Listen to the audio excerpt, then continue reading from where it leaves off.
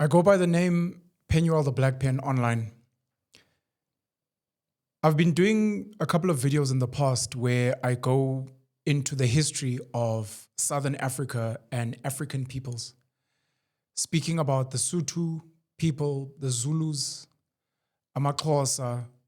In time, I'm hoping to also cover some of the other cultural groups, just trying to get an understanding of where we come from as a people in Southern Africa. A lot of people have lost their identity. A lot of people don't know their history. A lot of people hold on to cultures and beliefs without really understanding where they come from. When I say things like the Zulu nation is 209 years old, when I say things like the Afrikaner nation is 191 years old, so they're almost the same age, give or take 10, 20 years, people get upset because they don't know the history.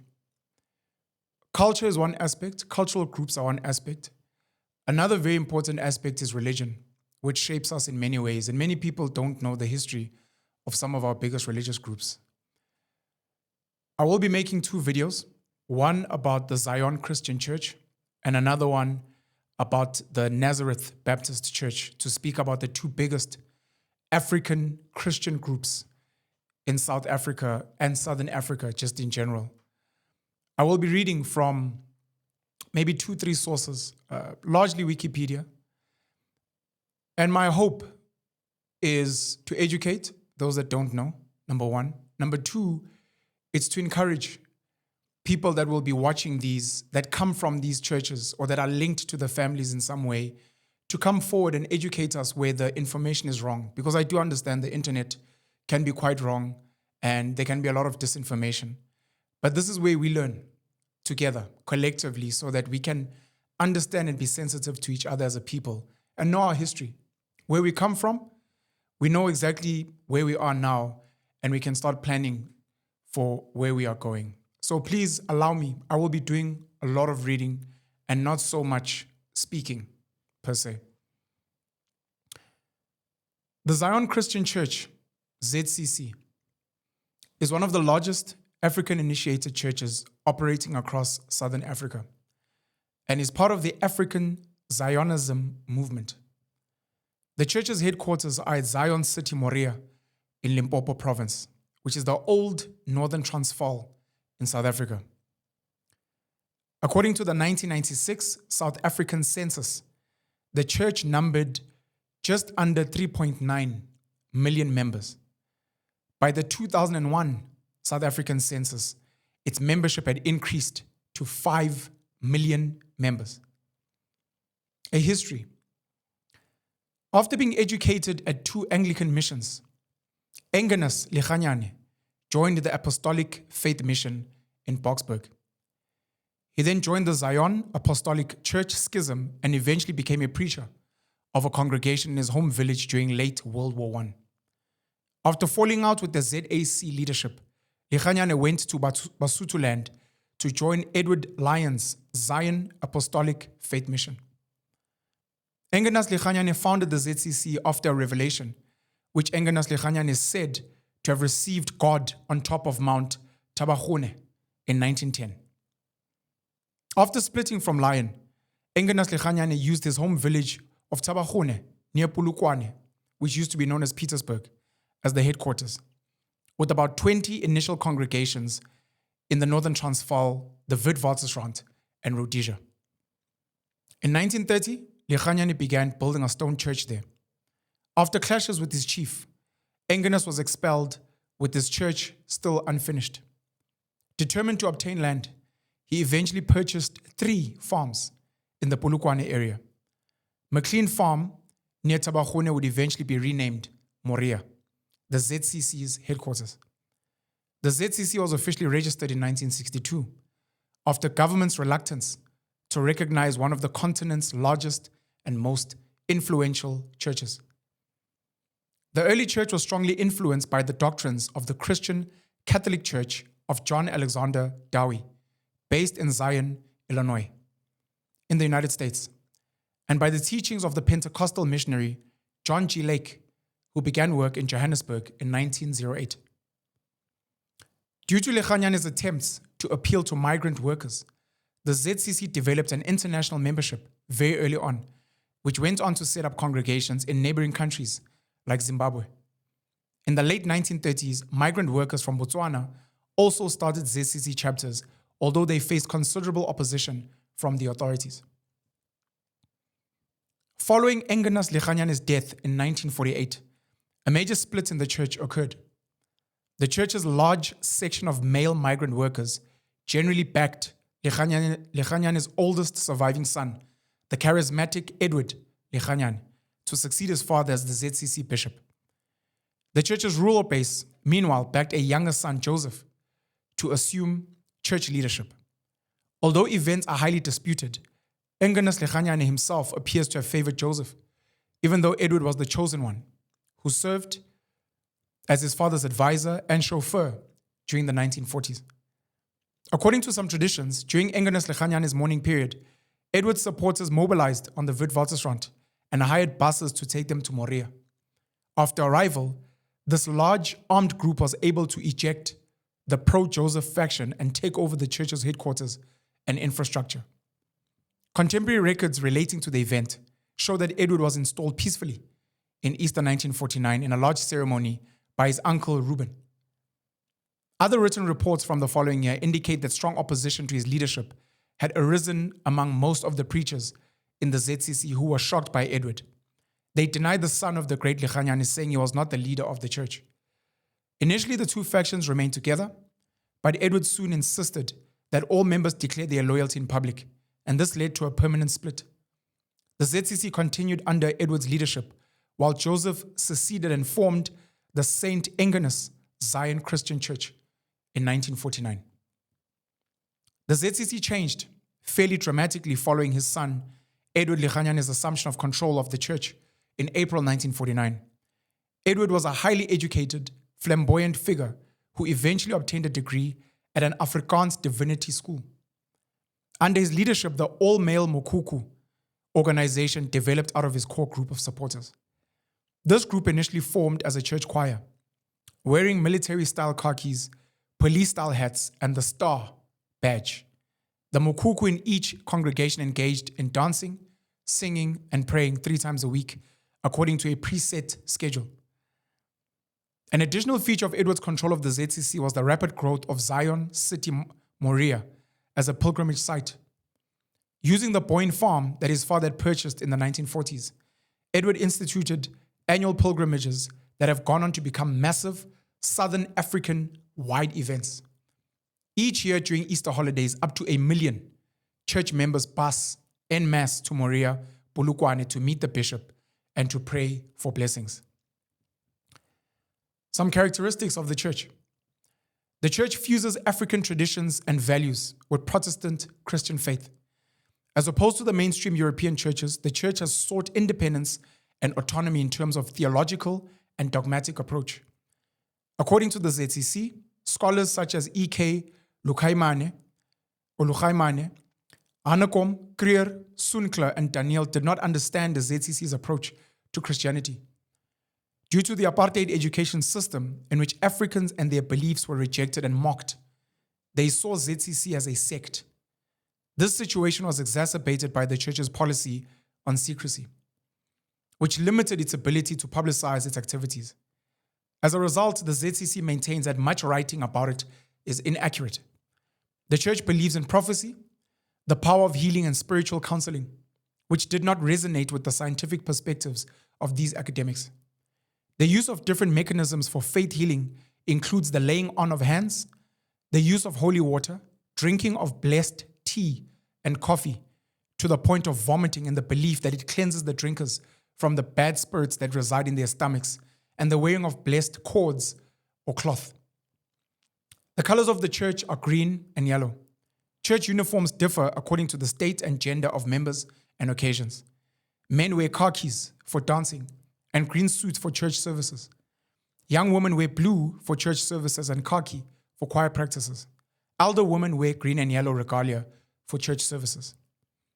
As part of their everyday clothing, many ZCC members wear a badge or lapel pin consisting of a swath of green cloth and a metallic badge indicating the branch of the church to which they belong. Because the church preaches the message of peace, they start their greetings with the words Khotsong or Khotsu, Aibe le lina. Khotso, Ube le lina, meaning peace be unto you. Women do not take part in Sunday service preaching. They, especially in ZCC Star, are allowed to preach during the women's services held every Wednesday. Members of the ZCC generally believe that a person is saved through baptism in the name of the Father, the Son, and the Holy Spirit, which is Matthew 28, verse 19, by dipping them in water 3 times. ZCC members pray to God in the name of Jesus Christ. Lekganyane is the leader. Redemption is obtained through confession, repentance, and prayer. The bishop and ministers of the ZCC preach the gospel of Jesus Christ as laid out in the Bible. The ZCC church members have a strong belief in prophets and prophecies.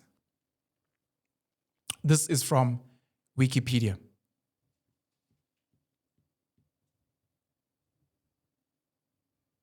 The other branch, of course, being the St. Engenas Zion Christian Church, they wear a dove as a badge to signify the split from Joseph and Edward. I have to mention that I've been very blessed and privileged to have met one of the family members, one of the grandsons of the Lekganyane family. Not sure which division or faction of the church he belongs to. And some of the stories that he's told me have been very interesting. Part of the questions I've asked have been, what made the ZCC grow so big? And his answers were, I really think my grandfather and my father are very firm and rooted in their beliefs. When I asked things like, how do you guys amass so much wealth and so much power? He mentioned that I think there's thousands of different religious leaders that feed up to their elders. And many of the people that come to the church are prominent business people. They donate freely to the church. When I asked why, he says, when I've spoken to these people growing up as a young boy, I used to ask the same thing. And they would tell me that the blessings I've received through this church, the clarity and the peace and the spiritual guidance is something that money cannot buy. And therefore, I will forever serve the great leaders of Lekganyane, and I will forever be willing to tithe and give freely to the church. I thought that was quite special.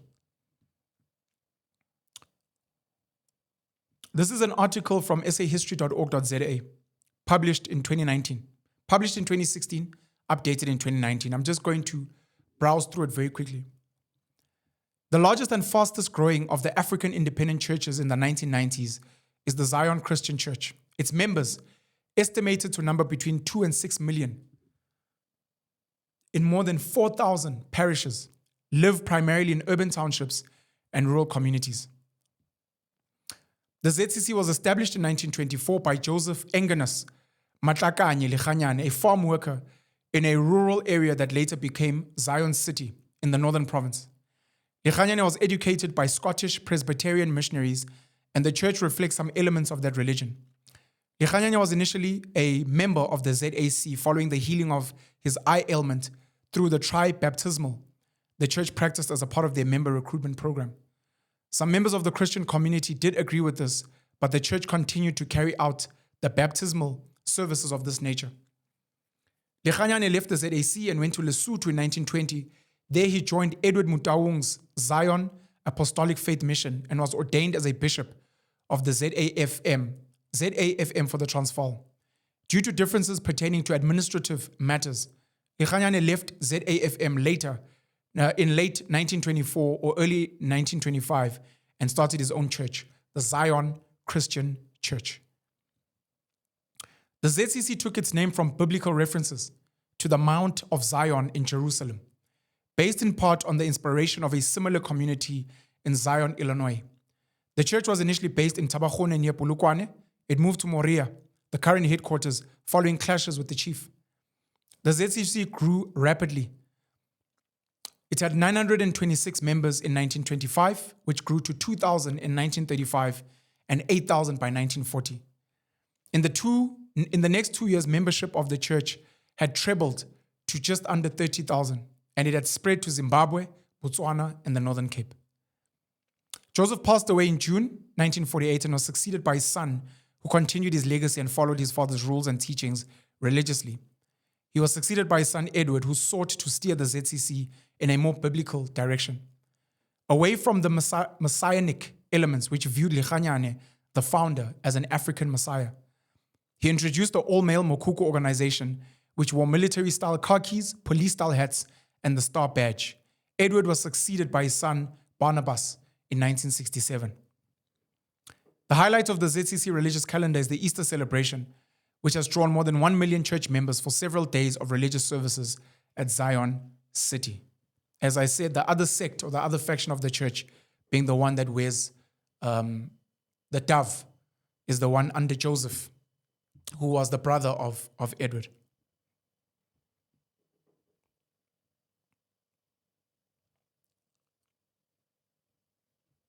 I've been equally blessed and honored to have met some of the descendants of Ubaba Isaiah Shembe, descendants of the Nazareth Baptist Church. Asking them about the church, they say, look, there's a lot of misunderstandings around the church and how it moves. There have been controversies in the recent past with some older men being accused of marrying and sleeping with younger women, men in their 40s marrying girls that are 18, 19, 20. And the discussions around that with some of these gentlemen has been, there's a lot of misunderstanding. People don't understand where we come from, where we're going, why we believe in things like polygamy, etc. And because we are very rooted in our faith and we are very proud of our Zulu heritage, we don't see a need to have to explain ourselves to Western voices and mainstream media who, when they engage us, come through with very negative agendas. They have said that once the opportunity allows itself, they would love to come and speak about the church on a platform with me or with anyone else who's interested to learn specifically how the church operates and demystify some of the myths around it. The Nazareth Baptist Church. The Nazareth Baptist Church, alternatively called the Nazarite Church, Ibandla lama Nazareth, is the second largest African-initiated church based in South Africa, founded in 1910. It reveres Shembe as a prophet sent by God to restore the teachings of Moses, the prophets, and Jesus. Members are Sabbath observers and avoid pork, smoking, and premarital sex. It was divided into two groups after the 1976 death of Johannes Galilee Shembe. The larger group was led by Bishop Amos Shembe until his death in 1995, while Reverend Londa Shembe led the smaller group.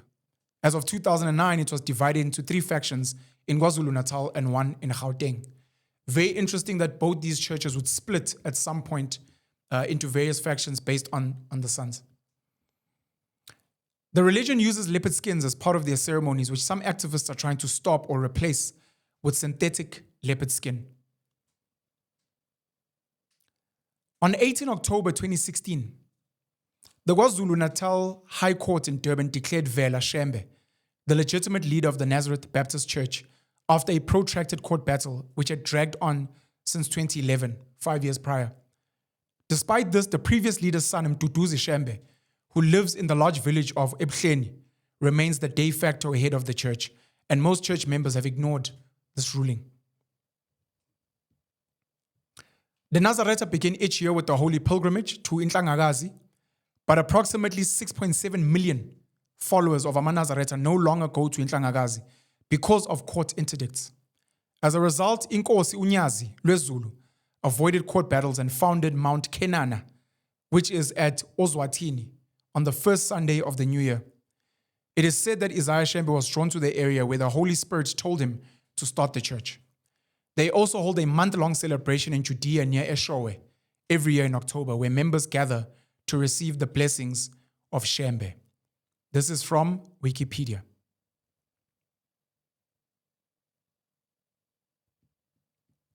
I want to make sure this is not too long. Okay. sahistory.org.za. Nhlangakazi, the holy mountain of the Shembe. In KwaZulu-Natal, church members start the journey to the top of the holy mountain, Nhlangakazi. 100,000 pilgrims make a 3-day barefoot walk from the headquarters of the Nazareth Baptist Church, or Shembe. Shembe is staunchly a traditionalist, Zulu, they call it a cult, that was founded in 1913 by Isaiah Shembe after a vision. Their beliefs are a mix of Old and New Testament and the ancestral veneration of traditional Zulu culture. The Nazareth Baptist Church, Church of Shembe, has millions of members, but the group is still a mystery to many in KwaZulu-Natal. Isaiah Shembe was born in 1867 among the Sotho people of the Free State Province of South Africa to a Zulu polygamous father, Maegisa, and Stheya Mlindi. Maegisa was a landless farm dweller in Harrismith. As legend has it, when Isaiah Shembe's mother was already pregnant, a voice said to her, "You will bear a son who will be a special messenger." Maegisa did not grasp the full significance of the words because she was not a religious person. After Shembe's birth, his uncle Nhliziyo gave him the name Shembe, and his father named him Mudli Wamafa, meaning my inheritor. Shembe styled himself as a biblical character, and at his baptism in 1906, he changed his name from Mudli Wamafa to Isaiah. Shembe died 2 May 1935 after standing for 3 hours in cold water in a river administering adult baptism. One of the theories and the laws and the myths of Ushembe is that he climbed on top of a mountain, claimed that God would allow him to fly, jumped off the mountain and jumped to his death. And I'm glad that sahistory.org.za would dispel some of these untrue rumors and stories that people may share in some of their groups. Shembe never went to a formal school. He only learned to partially read and write later in life. Although Shembe had little mission education, he was able to cite biblical verses from memory, outwitting most European missionaries. Whatever Shembe read was supposedly not through learning, but came to him miraculously. If you have come across a circle of white painted stones around a tree and wondered how they got there, it is likely that you've come across a Shembe temple. The stones are used to mark the sacred places where they pray. Every October, more than 30,000 followers gather in the village of Judea near Eshowe to celebrate the Shembe festival. They sing, dance, and pray. Another big gathering for the Shembe happens every January in Ekuphakameni, yes, the original settlement of Shembe's community. Ushembe bought the site in 1914. This is now a small town in KwaZulu-Natal. South Africa that was set out by one of the largest African Christian sects, the Nazareth Baptist Church, Inkosi Isaiah Shembe, who founded the sect in 1911.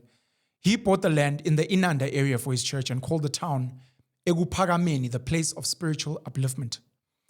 Ekuphakameni is also home of the Shembe temple that was built in 1918. July is another special month for the Shembe people. They return to Inhlangakazi for one of their most popular festivals of the year. Thousands of members from all over South Africa attend.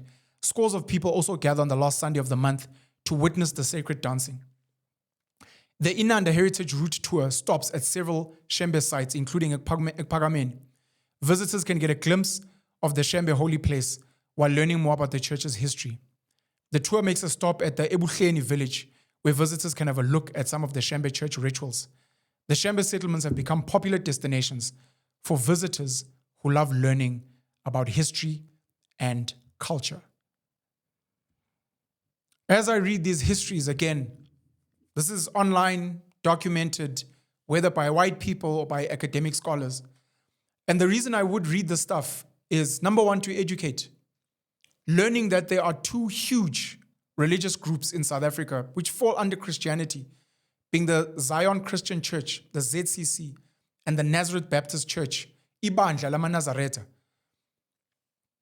One has arguably between 2 and 6 million members. One has got arguably between 3 to 8 million members. Millions of people. Yes, they've been split in two. On the one hand, you've got the dove and the star in the ZCC Church. On the other hand, KwaShembe, you've got two factions of the families. Both have a significance in terms of holy mountains where the leaders and the founders received messages from God, almost similar to Moses in the Bible going up a mountain to go and get the words or the commandments from God and writing them or inscribing them on tablets. Both embrace African ways of living. Polygamy is one of the features when you follow the story of Isaiah Shembe, when you follow the story of Engenas Lekganyane. They've stayed true to their African roots while infusing them with Christianity, which was brought into South Africa by colonial forces, being the British in particular. The ZCC Church is organized. They have a pilgrimage. It goes to Moria every year in Easter. The Shembe Church have got their own pilgrimage, which goes to Intlangagazi, where they climb up a mountain for 3 days. You may have seen members of the Shembe Church walking barefoot, wearing white robes, wearing a headband from the Zulu nation known as umqhele, a crown. Now, for anyone who has further information, further intel, something interesting to share, I welcome you to please share these with us. Let us learn. There are more pieces of literature online that people can find, that people can read, and that people can debate and dispute. One of the things that I really urge people to do is to document these as much as possible. And as we build new religious beliefs, something like penalism, let us document and make sure that our story is held by us and it is not told by someone else. The reason why I would study these people is because I've got my own belief system. The understanding of how belief systems are built, where they come from, how the leaders get to convince and convert and woo and organize millions of people towards really good ends. In both stories that I've read, you are not hearing stories of people being killed, of dodgy things happening, of people being oppressed. These are spaces of spiritual freedom, places of chosen membership, places where when you speak to the children of these leaders, when you speak to members of these churches, they speak very fondly of where they come from. And they're not held imprisoned by European-style Christianity. I look forward to reading your comments. I look forward to engaging with you guys. And I will be doing more research regarding specifically these two churches. I know there are others as well, the IPCC and others that people can mention. But I wanted to focus on these ones for today, specifically because they've got an African orientation. Thank you so much to Ubaba Lekganyane. Thank you so much to Ubaba Isaiah Shembe. Penuel the Black Pen. Ngiyabonga.